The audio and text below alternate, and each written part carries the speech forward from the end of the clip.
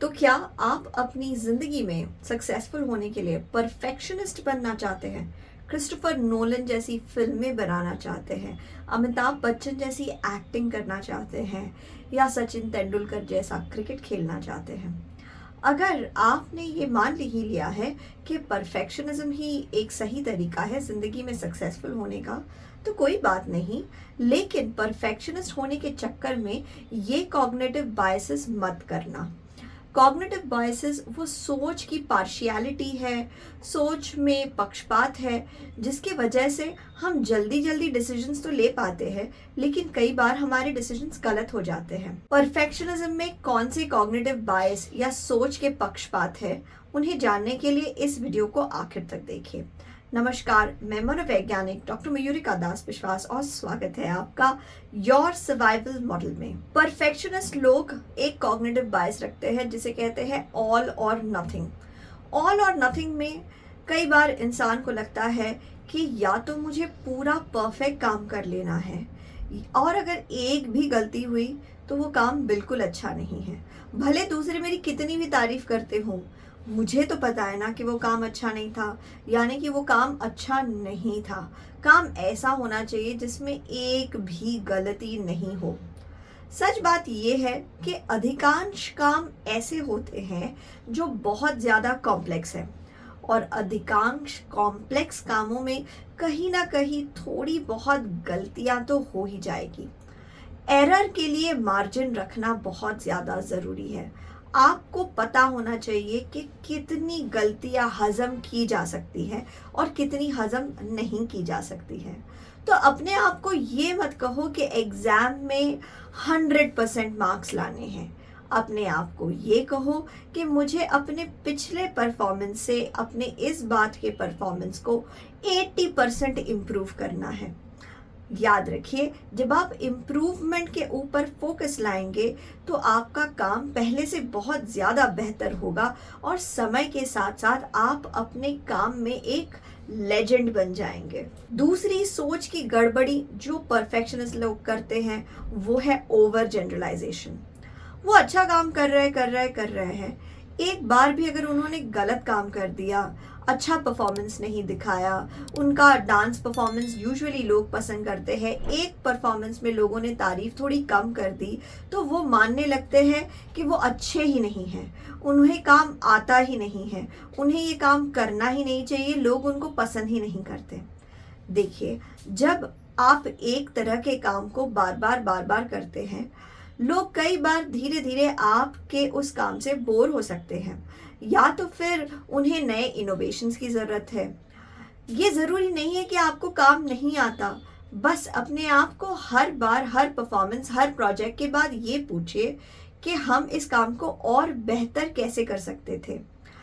Perfect काम हो ये ज़रूरी नहीं, लेकिन इम्प्रूवमेंट होता रहे ये फ़ायदेमंद है। परफेक्शनिस्ट लोग कई बार मैग्निफिकेशन और मिनिमाइजेशन में भी फंस जाते हैं, अर्थात जो भी अच्छा काम किया है उसके अच्छे इम्पैक्ट को मिनिमाइज कर देना, यानी कि इतना कोई बड़ी बात नहीं थी, इट्स ओके, ये तो चलता ही रहता है, करने लगे तो हो ही जाता है। और अगर कोई गलती हो गई तो उस गलती को मैक्सिमाइज कर देना, मैग्नीफाई कर देना। ऐसे लोगों के साथ मिलके किसी प्रोजेक्ट पे काम करना भी बहुत मुसीबत वाली बात हो जाती है, क्योंकि वो छोटी सी छोटी गलती को इतना ज़्यादा मैग्नीफाई करेंगे कि वो अगले पड़ाव पे जा ही नहीं पाएंगे, अगले स्टेज पे जा ही नहीं पाएंगे। जब तक कि आप ऐसे प्रोजेक्ट्स करते हैं जिसमें आप अकेले काम कर रहे हैं, जैसे कि पढ़ाई, एग्ज़ाम की तैयारी, तब तो ठीक है। लेकिन ज़िंदगी में आप हमेशा ऐसे ही प्रोजेक्ट्स में नहीं रहेंगे जिसमें आप अकेले हैं। ज़्यादातर समय आपको दूसरों के साथ मिलकर काम करना पड़ेगा, और अगर आप दूसरों की या खुद की गलतियों को बहुत ज़्यादा मैग्नीफाई करेंगे, छोटी सी चीज़ को बहुत ज़्यादा तूल देंगे, तो फिर आपके और आपके ग्रुप में एकजुटता नहीं रहेगी। लोग आपको पसंद नहीं करेंगे, आपके साथ काम नहीं करना चाहेंगे, आपके परफेक्शनिज्म से चिढ़ने लगेंगे। इसलिए ज़रूरी है कि आप सोल्यूशन फोकस्ड बने।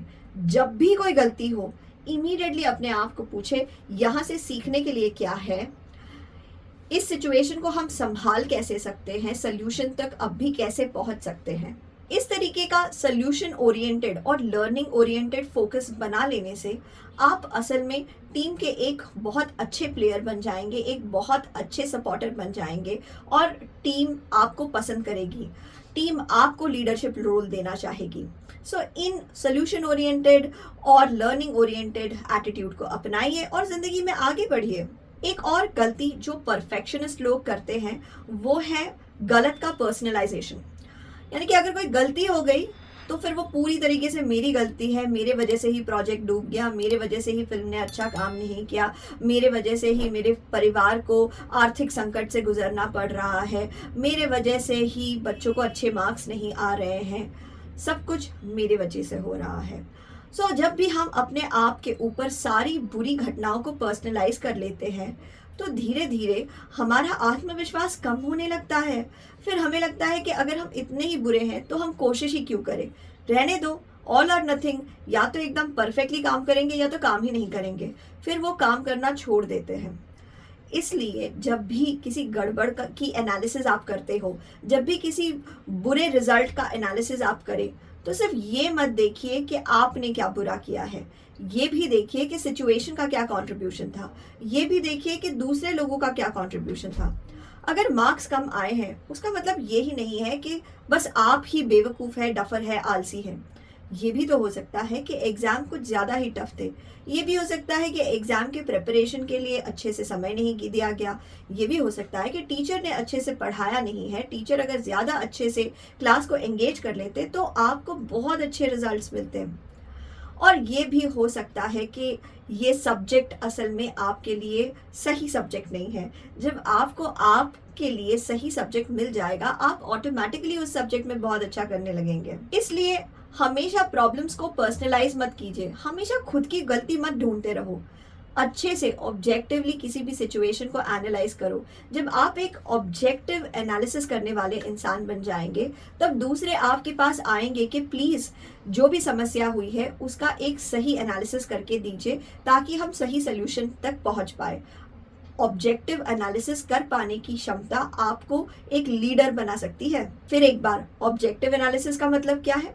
ऑब्जेक्टिव एनालिसिस का मतलब है समस्या जो है जैसी है उसे उस तरीके से देख पाना, अपने प्रेजुडिस उसमें नहीं लगाना, अपने बायसेस नहीं लगाना, अपने हिसाब से नहीं देखना, सिर्फ अपने दृष्टिकोण से नहीं देखना, चीज़ जैसी है उसे उस तरीके से देख पाना, सारे अलग अलग दृष्टिकोणों से एक चीज को देख पाना, पर्सपेक्टिव बदल बदल के किसी समस्या का एनालिसिस करना। जाते जाते आखिरी चीज, परफेक्शनिस्ट बनना है तो बनो, लेकिन हमेशा शुड स्टेटमेंट का इस्तेमाल मत करो कि चीज़ें ऐसी होनी ही चाहिए, मेरे हिसाब से ही होना चाहिए, तुम्हें टाइम पे ही आना चाहिए, तुम्हें टाइम पे ही डिलीवर करना चाहिए, मुझे परफेक्टली पढ़ाई करनी चाहिए वरना मैं तो पढ़ाई ही नहीं कर सकता, मुझे सब काम परफेक्टली शुरू करना चाहिए, मुझे प्रातः काल में उठ के सही से 10 घंटे पढ़ना चाहिए वरना पढ़ने का कुछ मतलब ही नहीं बनता। ऐसे शुड स्टेटमेंट्स मत बनाओ। स्टेटमेंट्स ऐसे बनाओ कि वो आपको जो भी रिसोर्सेज है उनका सही इस्तेमाल करने के लिए एनकरेज करे। I would like to do the best I can, I would like to make the best impact I can, I would like to help people in the best possible way I can। Preferences रखो, preferences काम आते हैं, और अपने आप को solution focus बनाओ, अपने आप को इम्प्रूवमेंट फोकस बनाओ, ये आपको परफेक्शनिस्ट होने से ज़्यादा काम आएगा। आशा करते हैं ये वीडियो आपको पसंद आया है। मेरे काफ़ी सारे वीडियोज़ में मैं परफेक्शनिज्म को एनालाइज करती हूँ। मैं परफेक्शनिस्ट नहीं हूँ, वो तो मेरे वीडियो देख के आपको पता लग सकता है, लेकिन मैं कंसिस्टेंसी में बिलीव करती हूँ और मुझे लगता है कंसिस्टेंसी ने मुझे ज़्यादा रिजल्ट्स दिए हैं परफेक्शनिस्ट होने के कंपैरिजन में। परफेक्शनिस्ट होने के चक्कर में इंसान कई बार अपना गेम शुरू ही नहीं करता, लेकिन कंसिस्टेंसी आपको धीरे धीरे धीरे धीरे अपने गेम में बेहतर होना सिखाता है। आशा करते हैं ये वीडियो आपको पसंद आया है। ये वीडियो अपने दोस्तों के साथ शेयर करो। आपके मूल्यवान समय के लिए धन्यवाद।